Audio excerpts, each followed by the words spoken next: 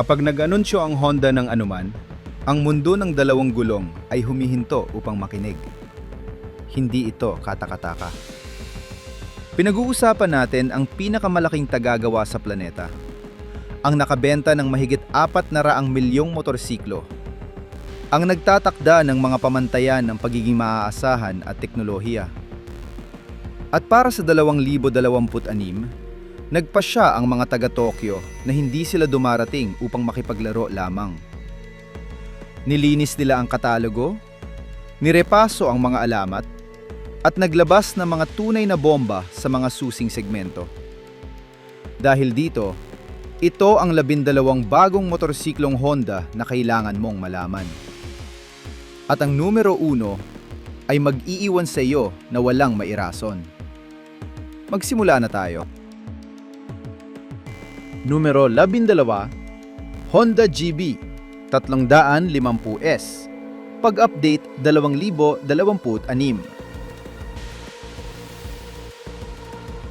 Nang ipinakilala ng Honda ang GB 350 noong nakaraang 2 taon, marami ang nagtaas ng kilay ng may pag-aalinlangan. Ang isang solong silindro na may 21 kabayo na may pagpapalamig sa pamamagitan ng hangin at isang hitsurang retro na tila kinuha ng direkta mula sa mga taong 60 ay tila hindi akma sa katalogo ng isang tatak na kilala sa makabagong teknolohiya nito at sa mga motorsiklo nitong may mataas na pagganap.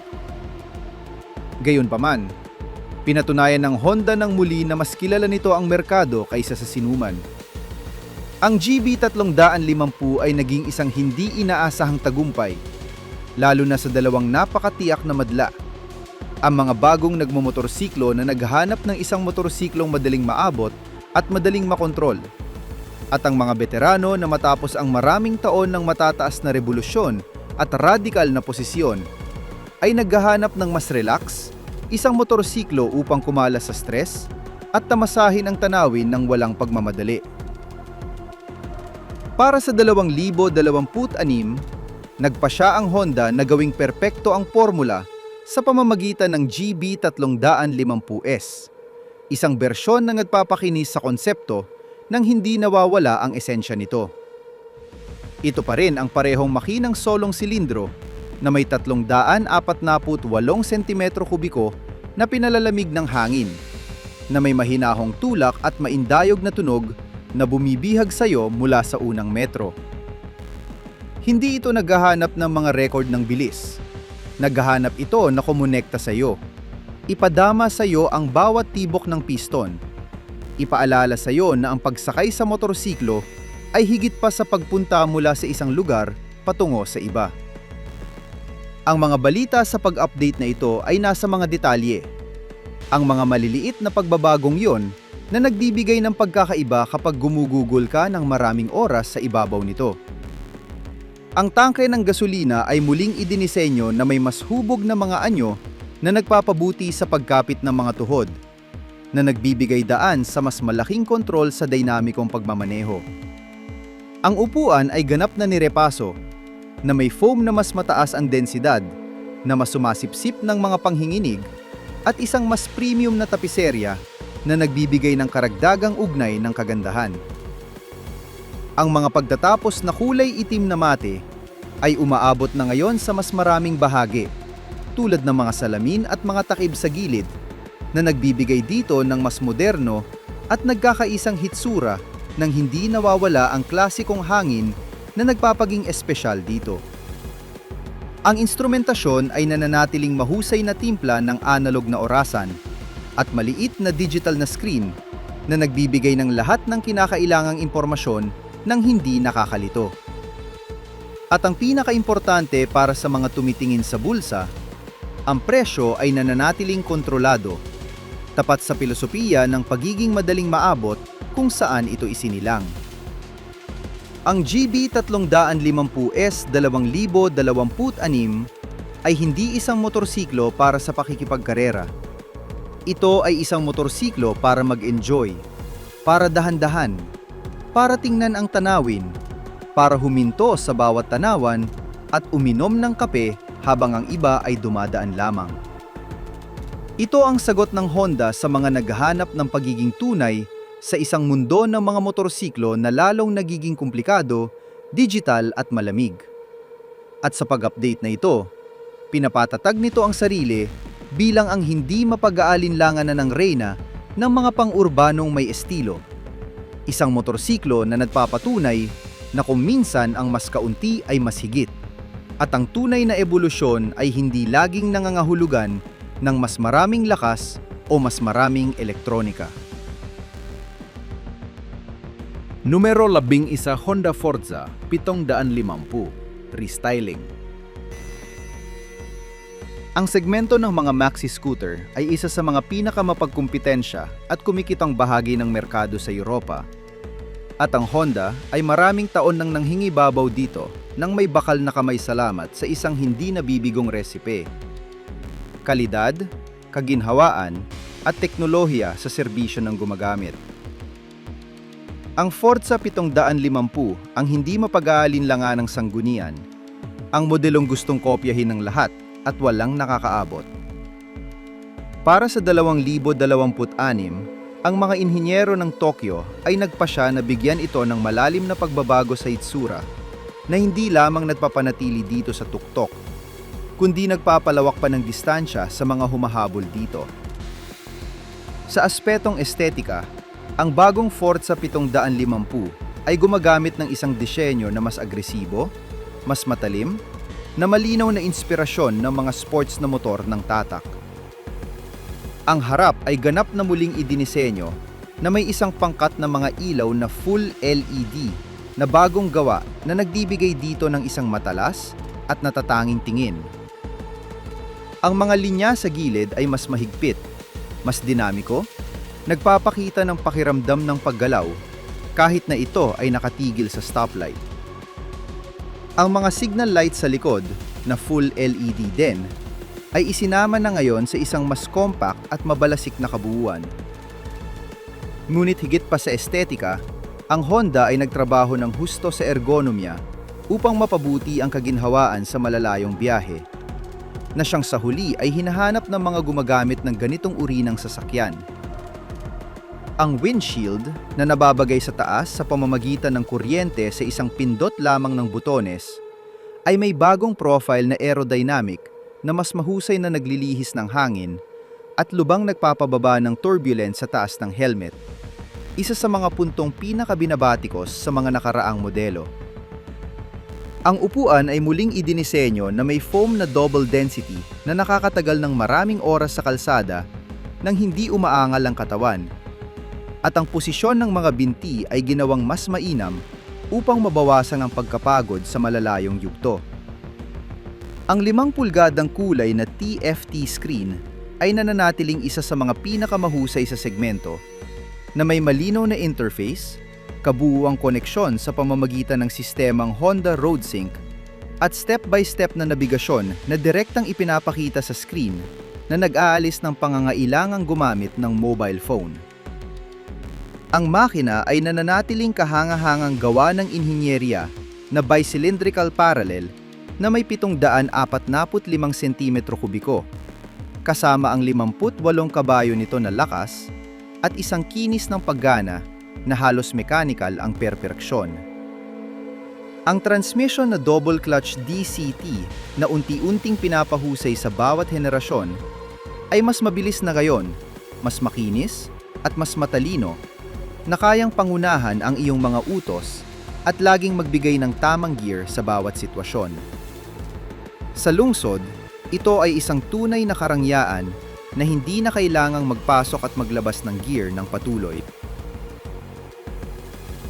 Numero 10 Honda XL Pitong 150 Transalp. Bagong dekorasyon at mga pagpapabuti sa elektronika. Nang muling binuhay ng Honda ang pangalang Transalp noong nakaraang 2 taon, ang mundo ng adventure ay nanginginig sa tuwa. Ang XL 750 ay dumating upang punan ang puwang na hinahanap-hanap ng maraming motorista. Isang trail na may katamtamang kapasidad ng silindro, magaan, may kakayahan, at may espiritu ng paglalakbay na tanging ang mga Transalp lamang ang nakakaalam kung paano iparating sa buong kasaysayan nito. Mula nang ilunsad ito, naging matagumpay ito sa benta at paborito ng mga naghahanap ng motorsiklong maraming gamit. Kapaki-pakinabang para sa araw-araw, ngunit handang tumakas sa mga daanan at landas sa katapusan ng linggo. Para sa 2026, nagpasya ang Honda na gawing perpekto ang resipe gamit ang mga bagong dekorasyon at maliliit na pagpapabuti sa elektronika na nagiging dahilan upang ito ay maging isang opsyong mas kaakit-akit at mapagkumpitensya. Ang makina ay nananatiling bicylindrical parallel na may 755 cm kubiko, kasama ang 72 kabayo nito na lakas at ang linyar na tulak na nagpapasinta sa mga may-ari at mga dalubhasang kritiko. Hindi ito ang pinakamalakas na makina sa kategorya nito, ngunit isa ito sa pinakabalance na may swabing pagbibigay ng torque mula sa mababa at isang pagkaunati na nagbibigay daan sa relax na paglalakbay nang hindi kinakailangang pilitin ang mekanika. Ang mga balita sa taong ito ay nakatuon sa elektronika at estetika. Nagdagdag ang Honda ng mga bagong mode ng pagmamaneho na inaayos ang tugon ng accelerator at ang pakikialam ng traction control upang umangkop sa iba't ibang lupain at kondisyon ng panahon. Ang gumagamit ay maaring pumili sa pagitan ng ilang mga mapa ng makina na nagbabago sa karakter ng motorsiklo, mula sa pinakamalamlambot na mode para sa ulan hanggang sa pinaka-agresibo para sa sport na pagmamaneho. Ang 5 pulgadang TFT screen ay tumatanggap ng isang mahalagang pag-update sa interface nito, na ginagawa itong mas madaling maunawaan at madaling basahin sa ilalim ng direktang liwanag ng araw, isa sa mga mahinang punto ng nakaraang bersyon. Ang mga graphic ay mas malinaw, ang impormasyon ay mas maayos, ang pagkakaayos at ang koneksyon sa mobile sa pamamagitan ng sistemang Honda RoadSync ay mas matatag at mabilis na ngayon. Sa bahagi ng estetika, ang mga bagong dekorasyon ay isang tagumpay. Ang Honda ay tumaya sa mas matatapang na kulay at mga na-update na graphic na nagbibigay dito ng sariwang hangin nang hindi nawawala ang esensya nito. Namumukod tangi lalo na ang isang bagong kombinasyon sa mga kulay ng buhangin at itim na nagpapaalala sa mga malalaking rutang Aprikano at isang bersyon sa asul na metaliko na nagbibigay diin sa mga linya ng tangke at ng mga gilid. Numero 9. Honda CBR5 Daan R, pag-update 2026. Ang linyang CBR5 Daan R ay naging pintuan sa loob ng maraming taon patungo sa mundo ng mga sport na motor para sa libu-libong motorista sa buong mundo. Ito ang motorsiklo kung saan marami ang natutong tumakbo sa circuit, ang nagturo sa kanila na tumagilid, gumuhit ng landas, tumingin sa dulo, at tamasahin ang bilis ng walang takot. Ang tagumpay nito ay nakasalalay sa isang perpektong balanse. Sapat na lakas upang maglibang nang hindi nagiging mapanganib. Isang limitadong timbang na nagbibigay ng tiwala at isang ergonomiya na nagbibigay daan upang gamitin ito araw-araw nang hindi nasisira ang likod. Para sa 2026, nagpasya ang Honda na bigyan ito ng isang tulak sa estetika at teknolohi na nagpapanatili dito na mas napapanahon kaysa kailanman, lalo na't ang kompetisyon ay mahigpit sa segment na ito. Ang pinakahalatang pagbabago, ang nakikita agad sa unang tingin, ay nasa harap.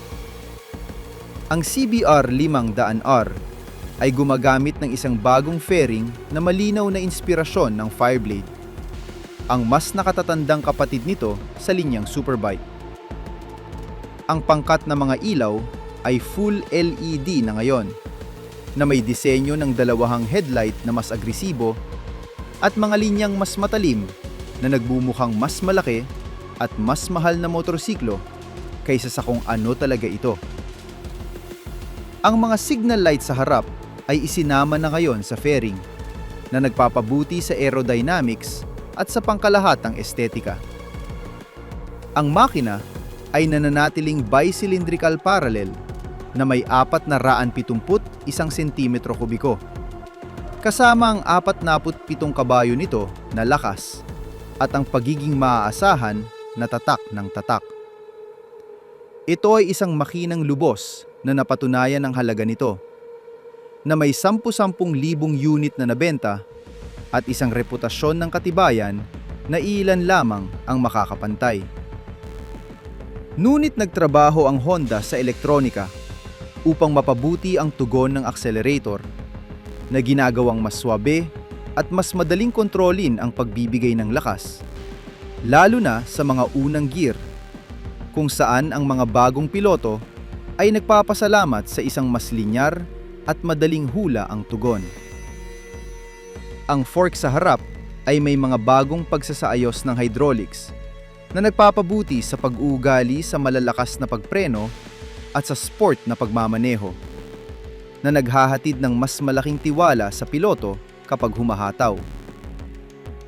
Ang LCD screen ay na-update na may isang bagong pagsasaayos ng impormasyon na mas malinaw at madaling basahin sa isang sulyap, na may isang bagong backlighting na nagpapabuti sa kakayahang makakita sa gabi. Numero 8. Honda Rebel 1100 DCT, mga bagong bersyon at kulay. Ang Rebel 1100 ay dumating sa merkado bilang isang tunay na lindol sa segment ng mga cruiser. Isang segment na tradisyonal na pinamumunuan ng klasikong disenyo at simpleng mekanika. Ang Honda, tapat sa estilo nito, ay nagpa siyang sumira sa mga hulma. Kinuha nito ang makina ng Africa Twin, ang bicylindrical parallel na yon na may 1,084 na sentimetro kubiko, kasama ang 87 kabayo nito, na lakas at isang malakas na torque mula sa mababa. At inilagay ito sa isang chassis ng cruiser na mababa, magaan, at may napakagandang estetika. Ang resulta ay isang natatanging motorsiklo. Isang cruiser na may kaluluwa ng naked na kayang maglibang sa kalsada, maglakbay ng may kaginhawaan, at humarap sa anumang kakumpetensya sa kategorya nito. Para sa 2026, pinalawak ng Honda ang linya gamit ang mga bagong bersyon at kulay na ginagawa itong mas kaakit-akit para sa mas malawak na madla. Ang pangunahing balita ay ang pagdating ng isang bersyong mas madilim, mas radikal, na may mga pagtatapos na purong itim at mga detalye sa bronze na nagbibigay dito ng isang mas agresibong hangin at sariling personalidad. Ang mga tambutso, ang mga rims, ang makina, lahat ay itim na lumilika ng isang biswal na kahanga-hangang kabuuan. Nagdagdag din ng mga bagong kulay sa linya tulad ng isang malalim na asul na metaliko na nagbibigay diin sa mga linya ng tangke at isang kulay abong mate na may pang-industriyang hitsura na sakto sa mga anyo ng motorsiklo. Ang bersyong DCT kasama ang double clutch transmission ng Honda ay nananatiling hindi mapag-aalinlanganan ng bituin ng linya. Nagbibigay daan ito upang tamasahin ang motorsiklo nang hindi iniisip ang mga pagpapalit ng gear, nakatuon sa kalsada, sa tanawin, sa karanasan ng pagmamaneho. Sa lungsod, kung saan ang siksik na trapiko at ang mga patuloy na stoplight ay nagpapahirap sa pagpapalit ng gear, ito ay isang tunay na kasiyahan na hindi na kailangang magpasok at maglabas ng gear ng patuloy. Sa kalsada, ang DCT ay perpektong umaangkop sa bilis ng pagmamaneho, na laging nagbibigay ng tamang gear sa bawat sandali, maging ikaw ay relax o kung magpasya kang humataw sa isang kalsadang may mga kurbada. Numero 7. Honda NT 1100 DCT, mga pagpapabuti sa komportable at teknolohiya. Kung merong isang motorsiklo sa katalogo ng Honda na idinisenyo ng tiyak para lamunin ang mga kilometro ng hindi nahihirapan, yun ay, walang duda, ang NT 1100. Mula nang ilunsad ito, naging paborito na ito ng mga masugid na biyahero, na mga naghahanap ng komportable, proteksyon, at ng walang hanggang pagiging maaasahan na tanging Honda lamang ang nakakaalam kung paano ibigay. Ito ang espiritual na tagapagmana ng malalaking touring, nuwit may mas moderno, mas dinamiko, at hindi gaanong malaking disenyo. Para sa 2026, nagpasya ang mga inhinyero ng Tokyo na mas pahusayin pa ang formula, na nakatuon ang kanilang mga pagsisikap sa dalawang susing aspeto para sa ganitong uri ng mga motorsiklo: ang komportable at ang teknolohiya. Ang makina ay nananatiling bicylindrical parallel na may 1,084 na sentimetro kubiko ng Africa Twin, kasama ang 100 kabayo nito na lakas at ang walang hanggang torque na nagbibigay daan sa iyo na maglakbay ng relax sa pang-anim na gear, nang hindi kinakailangang pilitin ang makina upang mapanatili ang bilis. Ito ay isang makinang madaling i-adjust, swab, at may linyar na pagbibigay ng lakas na nakakaakit. Ang mga balita sa taong ito ay nakatuon sa kagamitan at sa mga detalyeng nagbibigay ng pagkakaiba sa isang mahabang ruta. Ang windshield na nababagay sa taas sa pamamagitan ng kuryente sa isang pindot lamang ng butones ay may bagong disenyo na sinubukan sa wind tunnel upang mapabuti ang proteksyong aerodynamic at lubang mabawasan ang turbulence sa taas ng helmet at mga balikat ng piloto. Ang resulta ay isang pagmamaneho na mas relax at hindi gaanong nakakapagod, lalo na sa highway. Ang mga maleta sa gilid na bahagi ng standard ay dinagdagan ang kapasidad at ngayon ay mas madali ng buksan at isara gamit ang isang kamay lamang, kahit na may suot na guwantes. Ang mga ito ay parang candy na, ngunit ang susunod na darating ay ang tunay na arsenal ng Hamamatsu.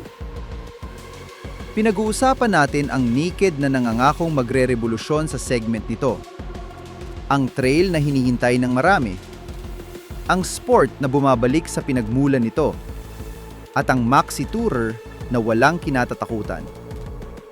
Maganda ka dahil nagiging seryoso na ito.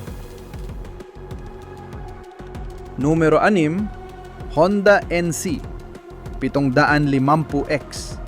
Pag-update 2026 na may bagong elektronika. May mga motorsiklong hindi masyadong napapansin sa mga katalogo, na hindi nagiging pabalat o bida sa mga debate sa mga forum. Ngunit sila ang mga tunay na nagpapanatiling buhay sa tatak. Ang NC 750X ay isa sa mga motorsiklong iyon. Mula nang ilunsad ito, naging tapat itong kasama ng libu-libong motorista na naghahanap ng motorsiklong praktikal, matipid, at madaling dalhin. Ito ang reyna ng mga pang-araw-araw na pagbiyahe. Ang hindi ka bibiguin kailanman. Ang magdadala sa iyo sa trabaho tuwing umaga at magbabalik sa iyo sa bahay nang hindi kumukonsumo ng higit pa sa isang maliit na kotse.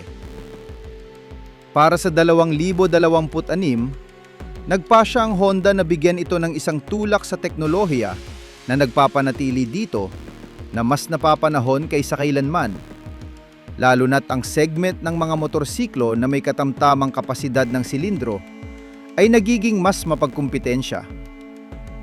Ang makina ay nananatiling bicylindrical parallel na yon, na may 745 cm kubiko. Kasama ang pilosopya nito ng mababang revolusyon at mataas na torque. Hindi ito naghahanap ng mataas na pagganap. Naghahanap ito ng kahusayan, kinis, at ng tulak mula sa mababa na nagbibigay daan sa iyo na maging relax sa lungsod at kalsada. Ngunit ang mga balita ay nasa elektronika, kung saan inilagay ng Honda ang lahat ng makakaya. Ang NC750X 2026 ay naglulunsad ng isang bagong central unit na namamahala sa mas mahusay na paraan ng iniksyon at pagsisindi, na nagpapabuti sa tugon ng accelerator at mas nagpapababa pa ng konsumo. Ang traction control ay pinahusay, na may pakikialam na mas swab at progresibo na halos hindi mo mapapansin kapag gumagana.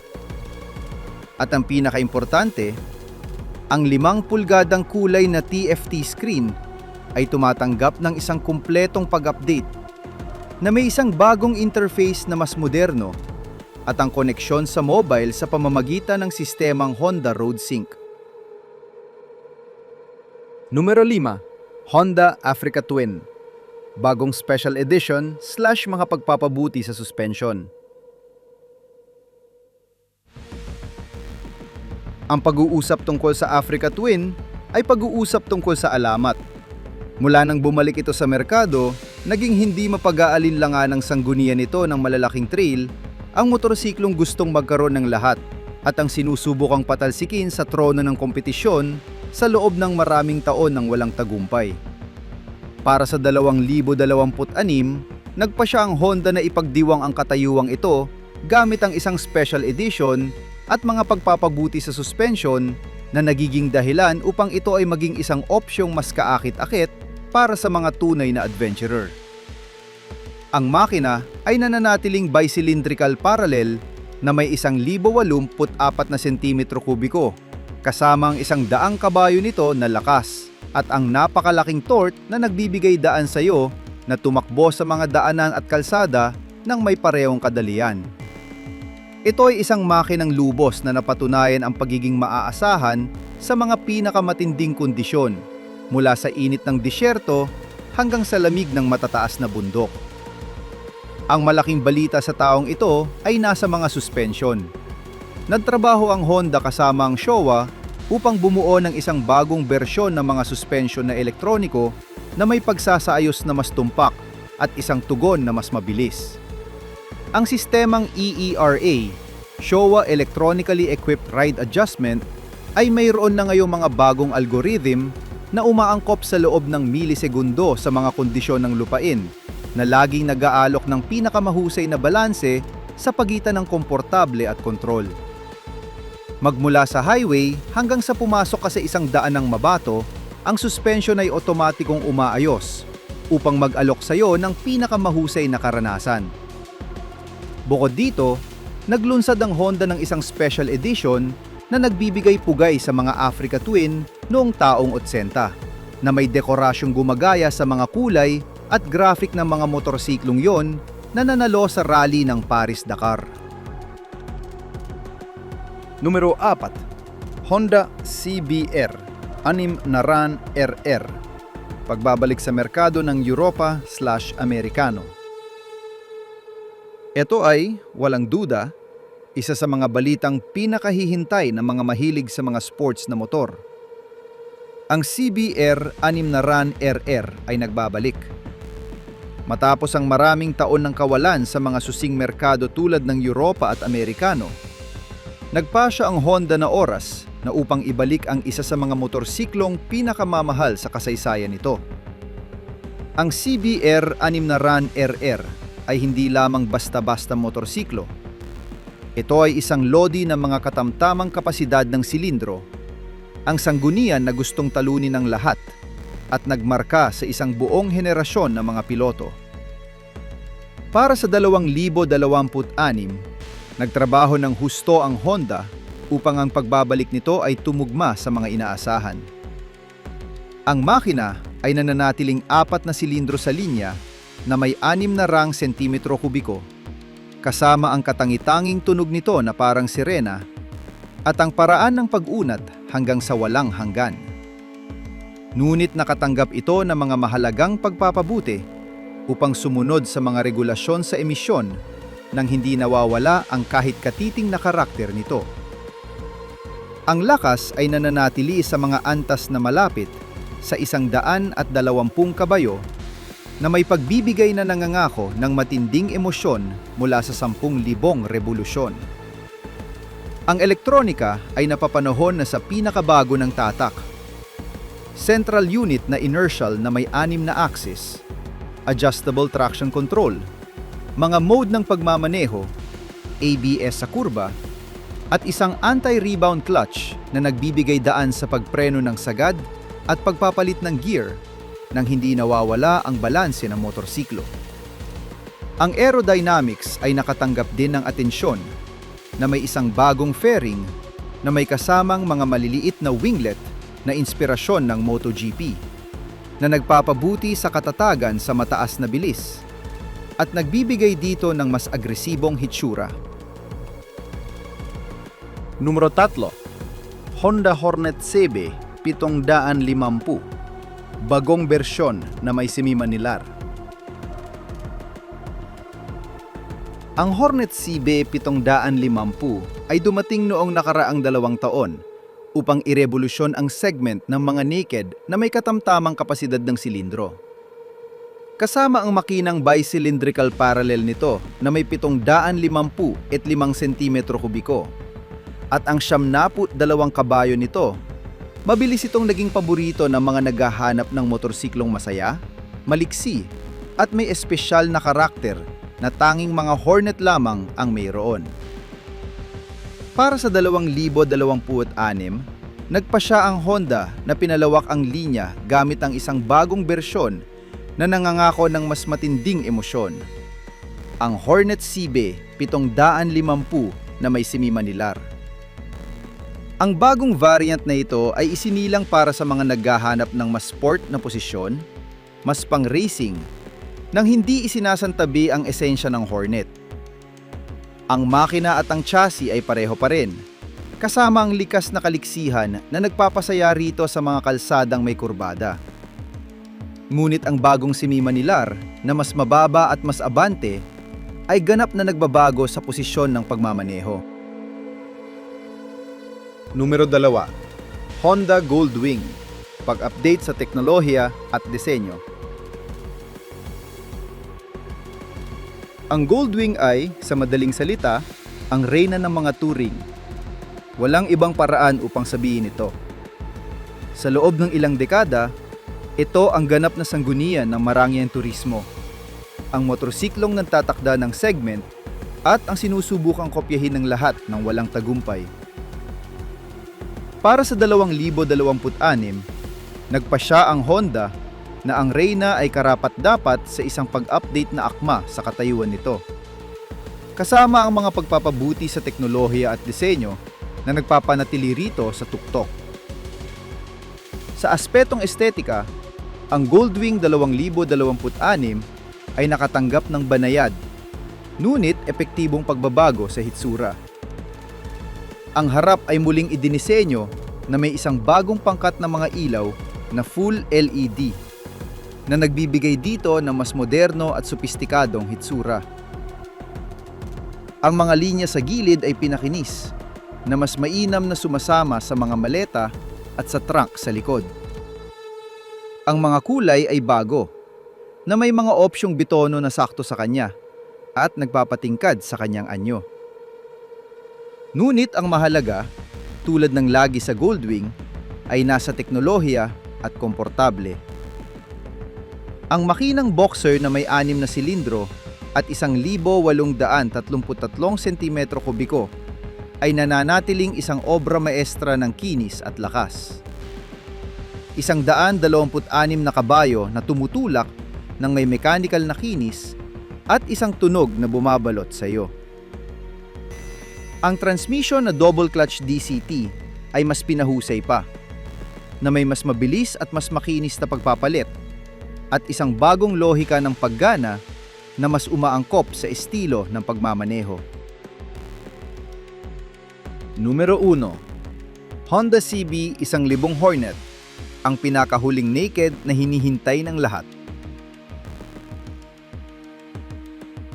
At narating natin ang numero 1. Ang motorsiklong pinakahihintay ng Honda sa mga huling taon. Ang naked na 1 litro na hinihiling ng lahat ng mga tagahanga, mula nang ang Hornet ay naging isang mito. Ang CB-1000 Hornet ay dumating upang irevolusyon ang segment ng mga naked na may mataas na kapasidad ng silindro at upang ipaalala sa kompetisyon na ang Honda, kapag gusto nito, ay walang kapantay. Ang base ng halimaw na ito ay ang makina ng Fireblade, ang maalamat na 4 na silindro sa linya ng CBR 1000RR. Ngunit may isang partikular na pagsasaayos upang mag-alok ng pinakamataas na torque sa mababa at katamtamang bahagi ng tachometer. Pinag-uusapan natin ang higit sa 150 kabayo ng lakas at isang torque na tumutulak mula sa 4,000 revolusyon na tila wala ng bukas. Hindi ito ang pinakamalakas na makina sa kategorya, ngunit nangangako itong magiging isa sa mga pinakamasaya, kasama ang paraan ng pagbibigay ng lakas na katangi-tangi sa mga 4 na silindro at ang ugong ng paghigop ng hangin na nagpapatayo ng balahibo. Ang chassis ay ganap na bago, isang double beam na bakal na naghahanap ng perpektong balanse sa pagitan ng katigasan at kagaanan.